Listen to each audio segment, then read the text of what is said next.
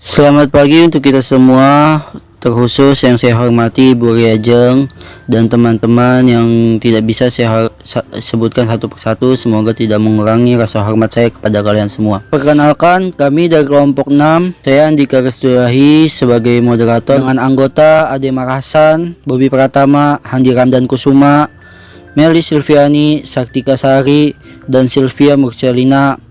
Kami akan mencoba memaparkan presentasi kami yang berjudul Sistem Integumen. Sistem integumen, sistem organ yang membedakan, memisahkan, melindungi, dan menginformasikan hewan atau manusia terhadap lingkungan sekitar, yakni mencakup kulit, rambut, kuku, dan kelenjar. Berdasarkan bentuk variasi dari integumen atau kulit pada hewan vertebrata, maka kulit memiliki fungsi yang bermacam-macam. Di antaranya adalah sebagai proteksi atau perlindungan, baik terhadap gangguan maupun rangsangan dari luar berupa rangsangan mekanis, fisis, dan organis. Yang kedua adalah sebagai eksteroreseptor, yaitu menerima stimulus atau rangsangan dari luar atau lingkungan sekelilingnya. Misalnya rasa sakit, gatal, panas, dingin, dan sebagainya. Yang ketiga adalah sebagai alat ekskresi, yaitu sebagai alat pengeluaran zat-zat dari hasil metabolisme. Organ ini sangat baik pertumbuhannya pada hewan-hewan mamalia, yaitu dengan adanya kelenjar-kelenjar keringat. Yang selanjutnya adalah sebagai alat osmoregulasi atau homostatis, yaitu untuk menjaga keseimbangan kadar garam dalam cairan tubuh. Pada umumnya fungsi ini berhubungan dengan kelenjar keringat. Selanjutnya adalah sebagai alat termoregulasi, yaitu untuk menjaga keseimbangan suhu tubuh, terutama pada hewan-hewan endotherm atau homoterma, berdarah panas ya hewan ini. Kemudian sebagai alat respirasi atau pernapasan, terutama pada amfibi, di mana terjadi proses absorpsi oksigen dan alat pelepasan karbon dioksida. Selanjutnya adalah sebagai tempat menyimpan cadangan makanan, seperti pada hewan-hewan yang hidup di tempat yang memiliki 4 musim. Contohnya adalah ikan paus, kemudian hewan-hewan mamalia, juga termasuk manusia ya. Di sini bisa dicontohkan juga. Kemudian sebagai alat nutrisi atau pemberi nutrisi yang berupa kelenjar susu pada anak-anaknya, khususnya ada pada hewan mamalia. Nah, yang terakhir adalah sebagai tempat pembentukan vitamin D, biasanya terjadi pada mamalia dengan bantuan sinar matahari. Pertama-tama di sini saya akan menyampaikan slide 4, yaitu tentang dua tipe dasar integumen atau kulit pada kelompok hewan chordate. Yang pertama ada tipe invertebrate, yaitu hanya terdiri dari satu lapis, yaitu lapisan epitelium yang disebut kutis, dan bagian bawah terdapat subkutis yang terdapat banyak saraf. Yang kedua ada tipe vertebrata, yaitu tersusun dari beberapa lapis dan lapisan utamanya yaitu epidermis dan dermis. Nah, untuk lapisan epidermis dan dermis sistemnya itu akan dijelaskan kepada teman saya. Terima kasih. Berikutnya struktur integumen atau kulit.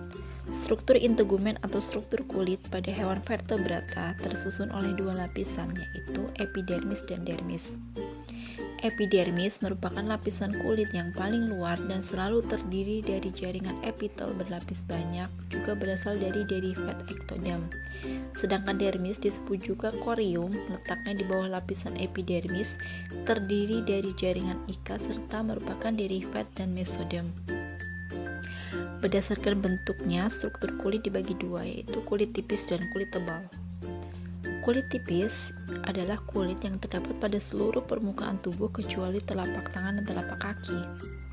Kulit yang paling tipis terdapat pada kelompok mata yang tebalnya 0,5 mm, sedangkan kulit paling tebal adalah pada bagian punggung yang mempunyai tebal 5 mm.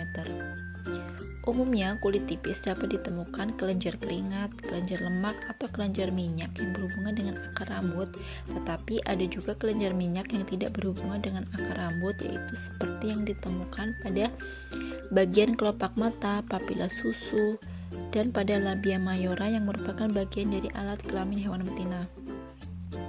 Sedangkan kulit tebal adalah kulit yang terdapat pada telapak kaki dan telapak tangan. Lapisan epidermis yang menyusun kulit tebal sendiri terdiri dari stratum germinativum, yaitu lapisan terdiri dari selaput yang berbentuk silindris dan sel-selnya selalu membelah diri. Kemudian ada stratum granulosum. Lapisan ini dibangun oleh 2-4 lapisan sel yang mengandung butir-butir keratoialin. Kemudian ada juga stratum lucidum, pada umumnya tersusun oleh sel-sel yang mengandung zat echidin. Dan yang terakhir stratum corneum, atau biasanya disebut sebagai lapisan tanduk dan dibangun oleh sel-sel yang mengandung keratin. Lapisan epidermis dan dermis tersusun dari stratum germinativum atau stratum basale. Ini merupakan lapisan epidermis yang paling bawah. Stratum ini terdiri dari sel-sel keratinosit basal yang dianggap sebagai sel induk epidermis.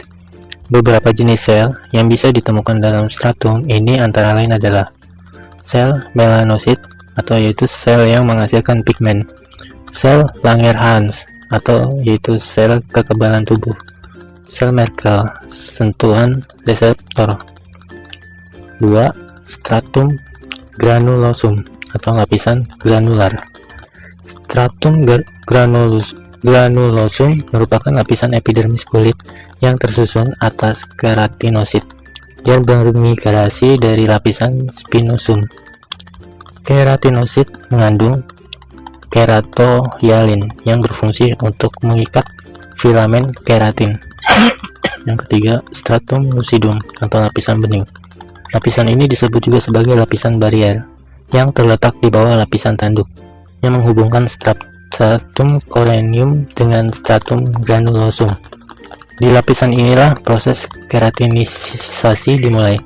Stratum lucidum terdiri atas protoplasma, sel-sel berwarna jerih yang kecil-kecil, tipis dan bersifat translusen sehingga tembus cahaya. Stratum lucidum dapat terlihat dengan jelas di telapak tangan dan kaki. Stratum corneum, lapisan zat tanduk. Ini merupakan lapisan teratas dan menutupi semua lapisan epiderma. Stratum corneum juga disebut sebagai lapisan kulit mati atau corneosites yang dapat terkelupas dan digantikan oleh sel-sel kulit yang baru. Lapisan ini terdiri dari 15 hingga 20 lapisan sel, gepeng tanpa inti dan organ sel. Stratum corneum berfungsi untuk menghalangi serta melindungi jaring yang ada di bawahnya dari infeksi, dehidrasi, stres mekanik, maupun paparan bahan kimia. Baik, perkenalkan nama saya Ademar Hasan. Untuk materi berikutnya, defirat epidermis.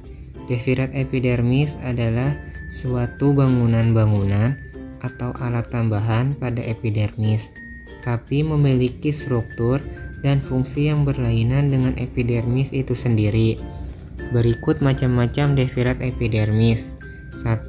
Bintil tanduk.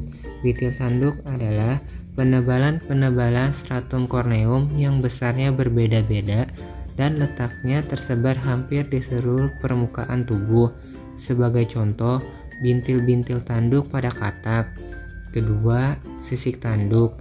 Sisik tanduk dinamakan juga sebagai sisik epidermis, merupakan penebalan-penebalan yang khusus dari stratum corneum yang letaknya pada bagian permukaan dari posisi eksodrem, khususnya pada bangsa kura-kura terdapat suatu keping tulang.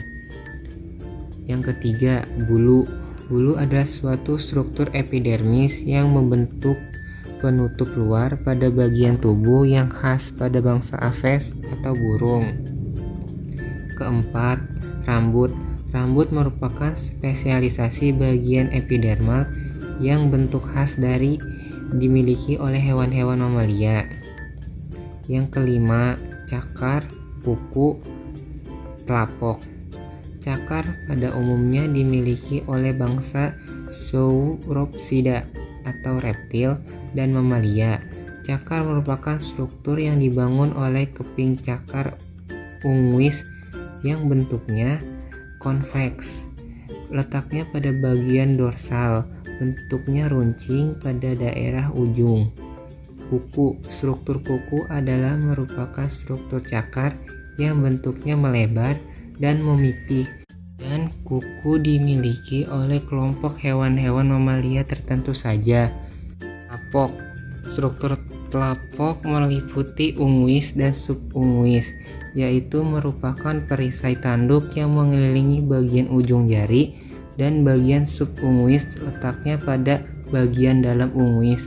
Bentuknya hampir menyerupai huruf U atau huruf V. Keenam, tanduk. Struktur tanduk merupakan sepasang tonjolan yang bentuknya mencuat keluar dari bagian kepala yang dibentuk dari bahan tulang atau zat tanduk. Berikutnya adalah dermis. Dermis adalah lapisan kulit yang berada di bawah epidermis. Lapisan dermis lebih tebal bila dibandingkan dengan lapisan epidermis. Ini umumnya terdapat pada kelompok hewan-hewan vertebrata seperti buaya, penyu, ayam, kelelawar, serta kuda. Selain itu, juga jaringan yang membangun lapisan dermis biasanya lebih seragam bila dibandingkan dengan lapisan epidermis. Lapisan kulit dermis sebagian besar terdiri dari sejenis protein yang disebut kolagen. Fungsi kolagen tersendiri adalah membuat kulit terlihat kenyal dan kencang. Bagian-bagian penyusun dermis terdiri dari jaringan ikat, serabut-serabut, sel-sel yang sebagian besar berasal dari bagian dematon atau mesenkim embrio. Fungsi kulit dermis adalah merasakan sakit dan sentuhan, memproduksi keringat dan minyak, menumbuhkan rambut, mengalirkan darah yang menutrisi kulit, serta melawan infeksi.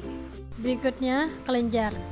Kelenjar adalah suatu sel atau beberapa sel tubuh yang menghasilkan substansi khusus untuk bagian lain dari tubuh. Hewan memiliki macam-macam kelenjar, yaitu yang pertama, kelenjar mukus. Kelenjar mukus atau kelenjar lendir disebut demikian karena sekret atau getah yang dihasilkan berupa mukus atau lendir, contohnya pada kulit amfibi dan kulit ikan. Yang kedua, kelenjar lemak atau minyak. Kelenjar ini menghasilkan lemak atau minyak. Contoh dari kelenjar ini adalah kelenjar sebaceous. Yang ketiga, kelenjar serosa. Kelenjar ini adalah kelenjar yang sekretnya berupa lenturan cair, encer dari campuran garam hasil metabolisme tubuh. Sebagai contoh dari kelenjar ini adalah kelenjar keringat. Yang terakhir, kelenjar susu. Kelenjar susu adalah kelenjar yang dianggap sebagai evolusi dari tipe kelenjar tubuler seperti pada kelenjar keringat. Seperti halnya kelenjar-kelenjar lain yang merupakan derivat dari tipe tubuler.